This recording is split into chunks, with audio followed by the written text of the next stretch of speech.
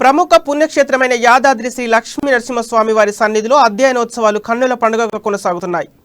ఈ నెల 2వ తేదీన ప్రారంభమైన అధ్యయనోత్సవాలు ఈ నెల 7వ తేదీ వరకు జరగనున్నాయి. 6 రోజుల పాటు వివిధ రకాల అలంకారాల సేవలలో భక్తులకు దర్శనమిస్తాడు యాదగిరీశుడు. అధ్యయనోత్సవాలు జరిగే 6 రోజుల మొక్కు, శాశ్వత కళ్యాణము, శాశ్వత బ్రహ్మోత్సవాలు, సుదర్శన నరసింహ హోమం సేవలు రద్దు చేశారు.